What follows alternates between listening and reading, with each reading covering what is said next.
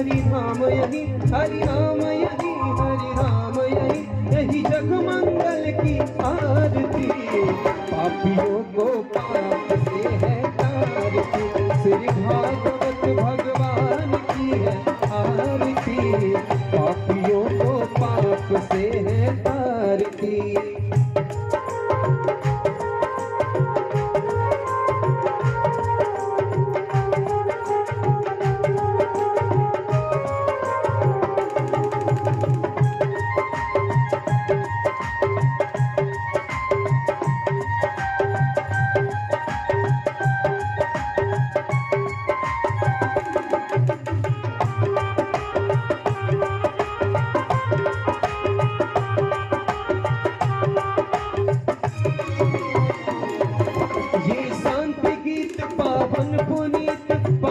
को मिटाने वाला, हर दर्द कराने वाला।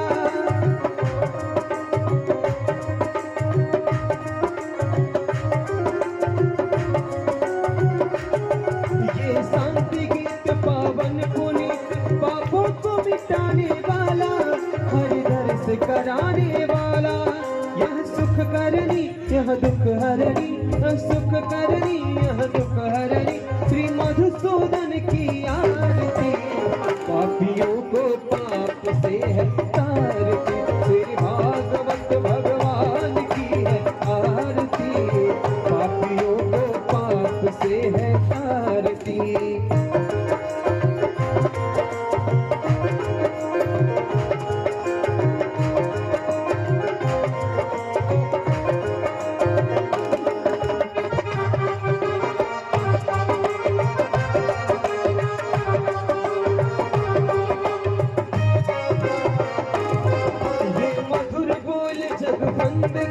सन्मार्ग दिखाने वाला, बिगड़ी को बनाने वाला।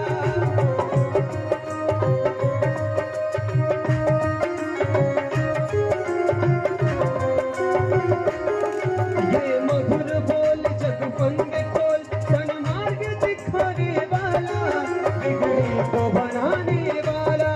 श्री राम यही घनश्याम यही, श्री राम यही घनश्याम यही, प्रभु की महिमा की आरती।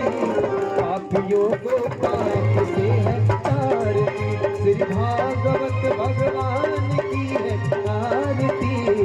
पापियों को पाप से है तारती, पापियों को पाप से है तारती।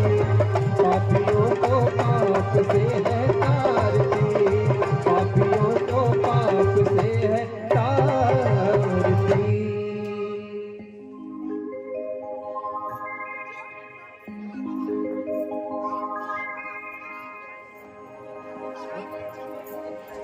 बोल जयकारा बोल श्री बांके बिहारी लाल की जय, श्री राधे कृष्ण भगवान की जय, व्यास जी महाराज की जय, जुगल जोड़ी सरकार की जय, श्रीमद् भागवत महापुराण की जय, सियावर रामचंद्र भगवान की जय, श्री पवन सुत हनुमान जी महाराज की जय।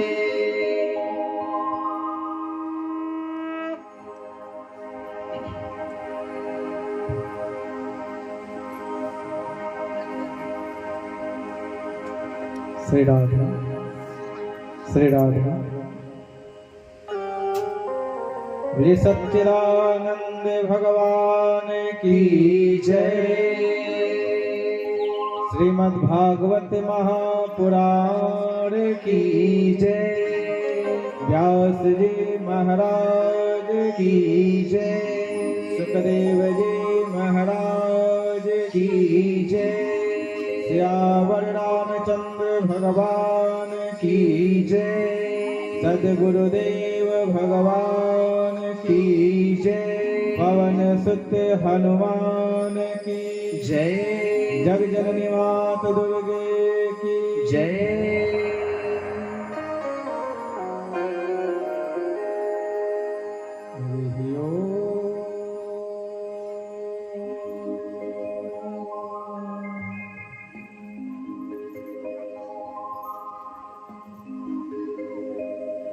वक्रतुंड महाकाय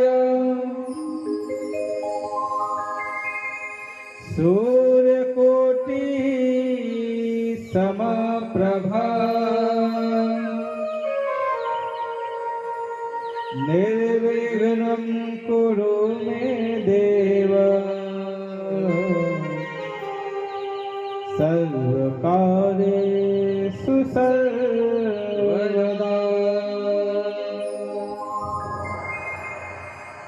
ध्येयं सदा परिभवं नमभीष्टदोहम्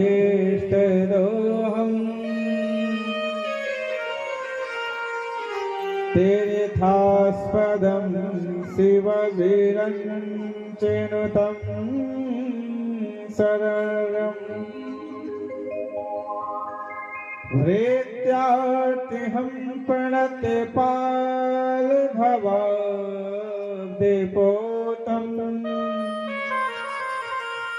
वन्दे महापुरुषते चरणारविन्दम्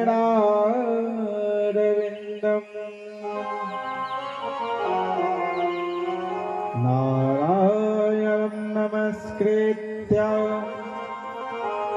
नरं चैव नरोत्तमम् देवीं सरस्वतीं व्यासं ततो जयमुदीरयेत्।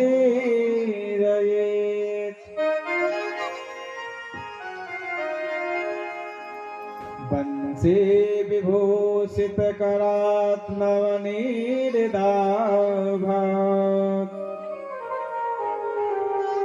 पीताम्बरतरुणबिम्बफलाधरुष्ठात्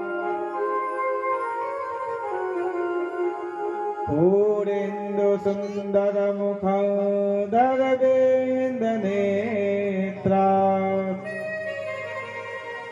कृष्णात् परं किमपि तत्त्वमहं न जाने।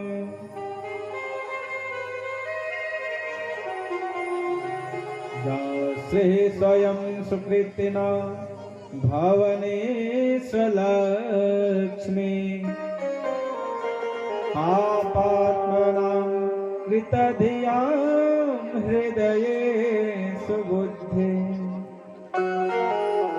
श्रद्धा सतां कुलजनां प्रभवत्सलज्जा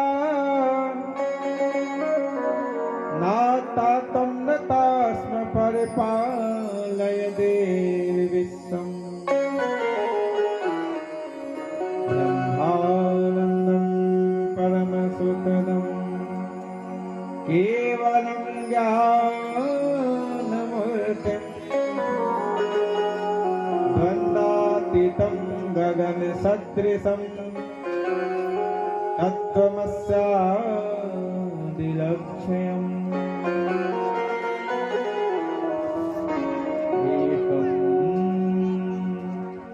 एकमनित्यं विमलयचलं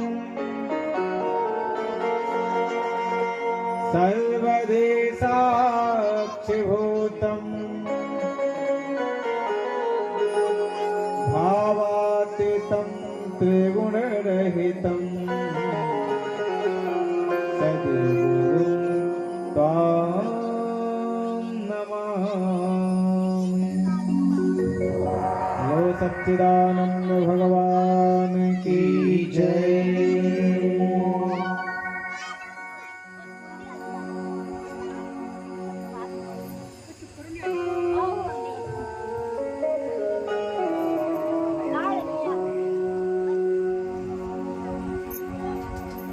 गोविंद हरे गोपाल हरे जय जय प्रभु दीन दयाल हरे गोविंद हरे गोपाल हरे जय जय प्रभु दीन दयाल हरे गोविंद हरे गोपाल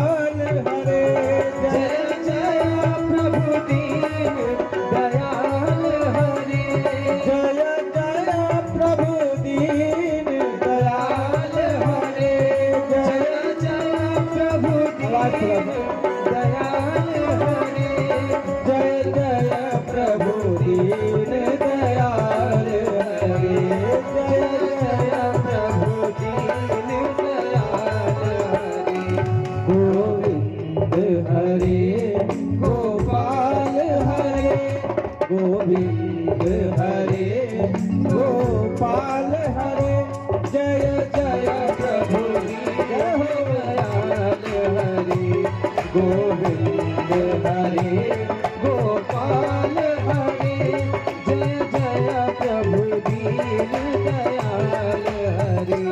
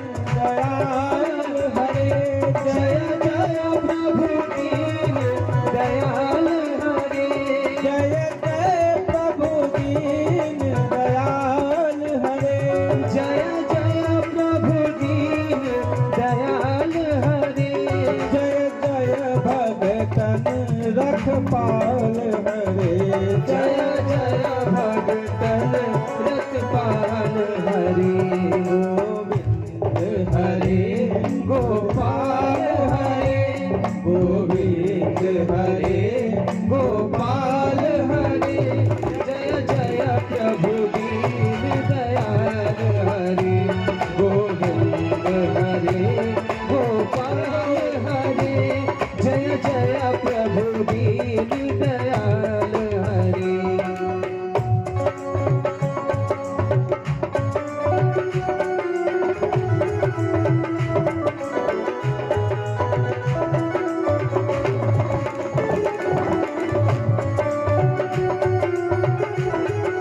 जय हो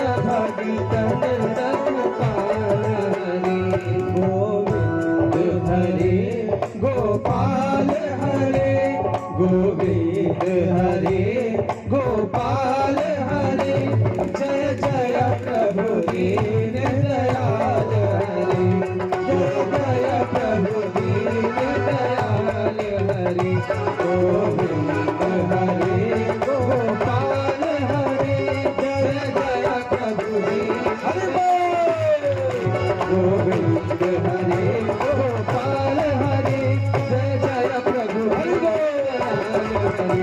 गोविंद हरे गोपाल हरे जय जय प्रभु दीन दयाल हरे जय जय प्रभु दीन दयाल हरे जय जय प्रभु दीन दयाल हरे। बोले भक्तवत्सल भगवान की जय। श्रीमद् भागवत महापुराण की जय।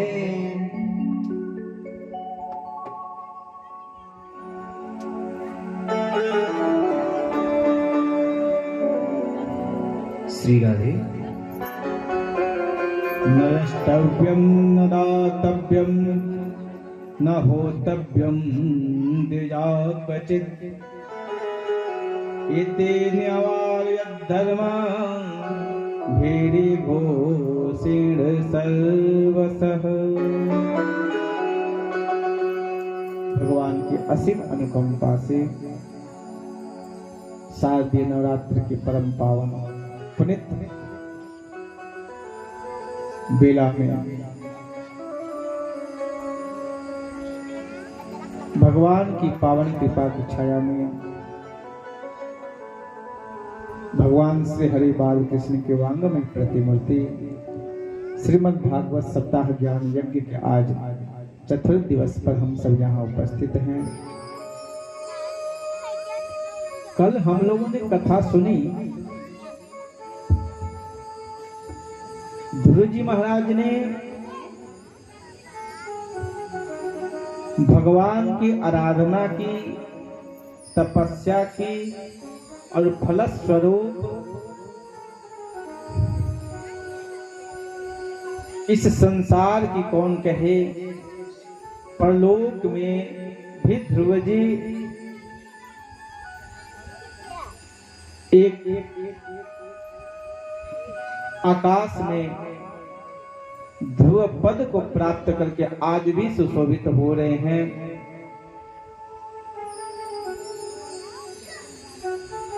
इन्हीं ध्रुव जी महाराज के वंश में आगे चल करके एक राजा हुए अंग।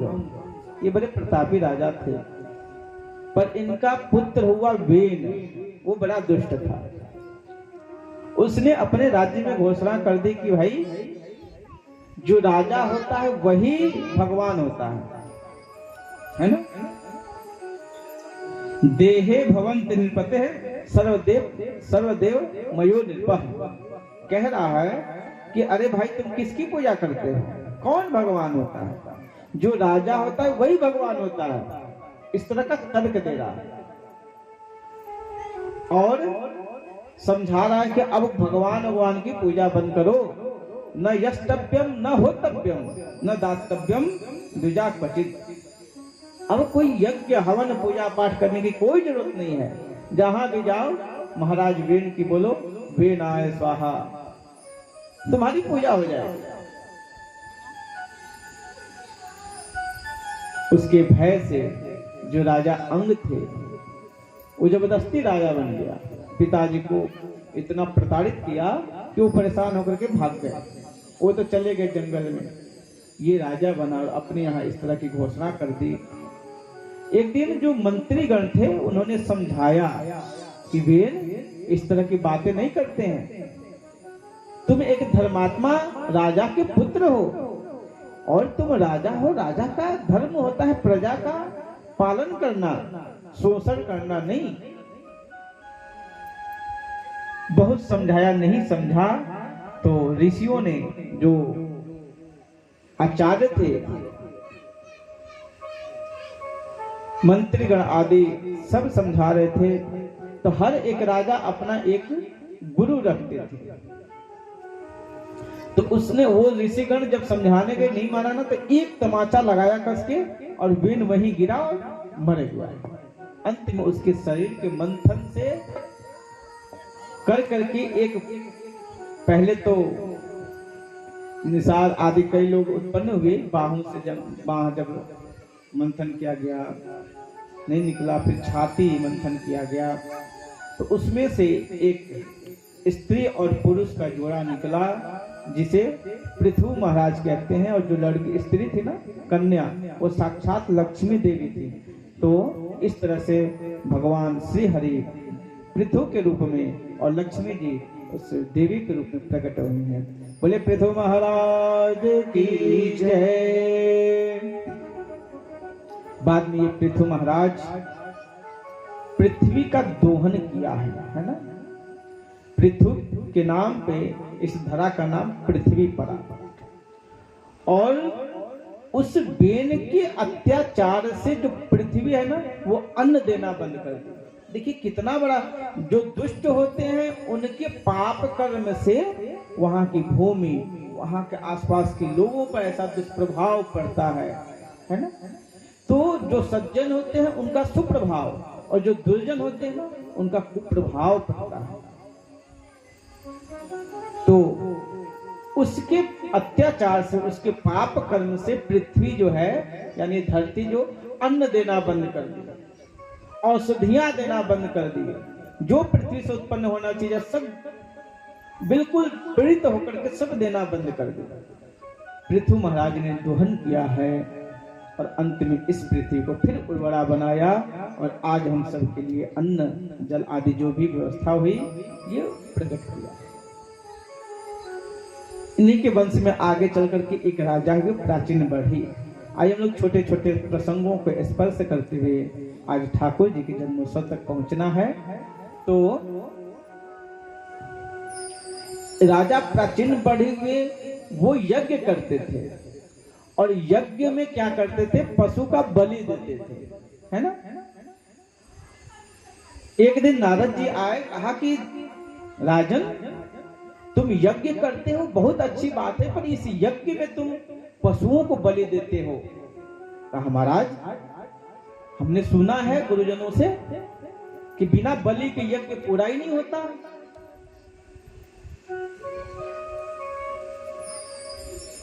नारद जी ने समझाया, पर जो बात पहले से परंपरा बन जाती है ना, लोग उसको छोड़ना नहीं चाहते। अब ये जो बलि प्रथा है ना, बहुत ध्यान देने और समझने की बात है। हमारे यहाँ जो बलि प्रथा थी ना, ये हमारे यहाँ का सिस्टम नहीं था। पर हुआ क्या कि जब राजा होने लगे तो सब जंगल में जाते थे आखेट खेलने। तो लोग पशुओं को अपने निशाना बनाने के लिए पशुओं को मारना शुरू किया।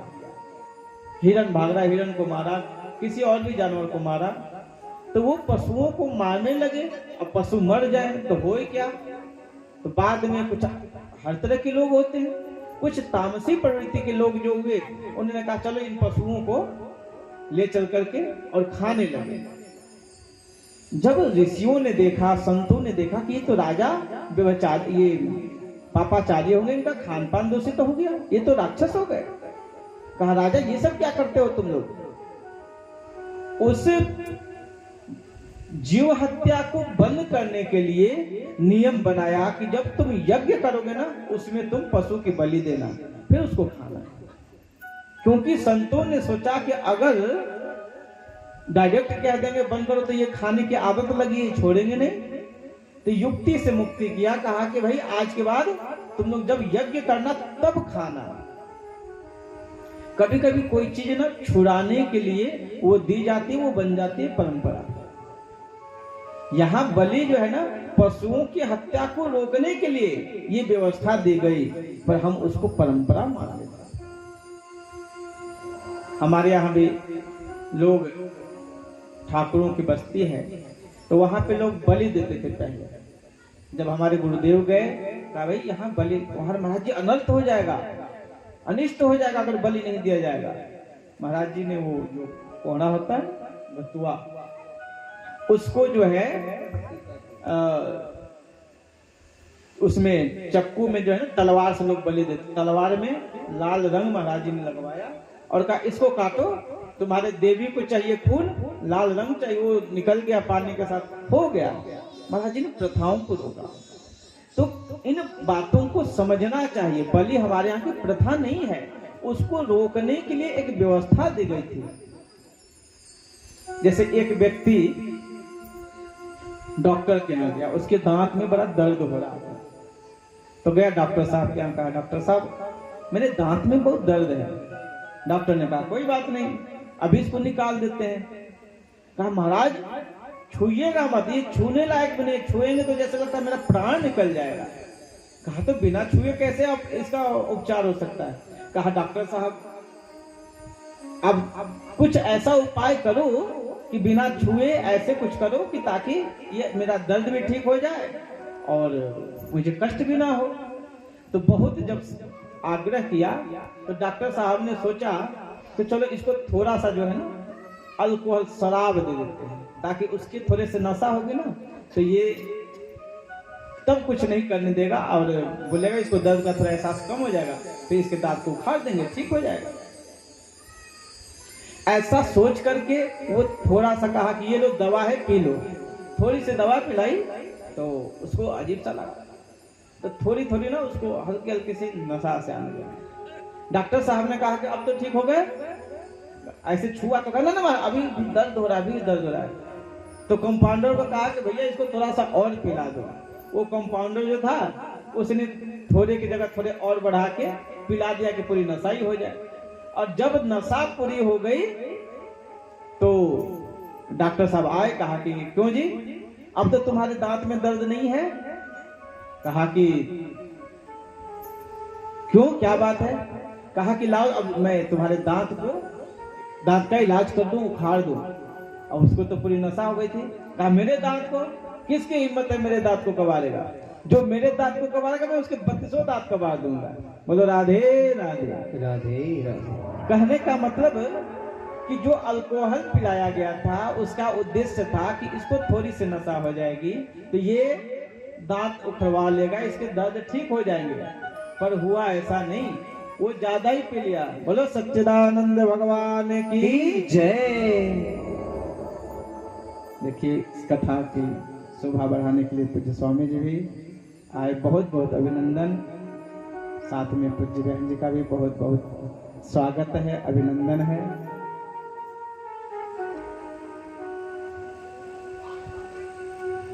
बोलो सच्चिदानंद भगवान की जय।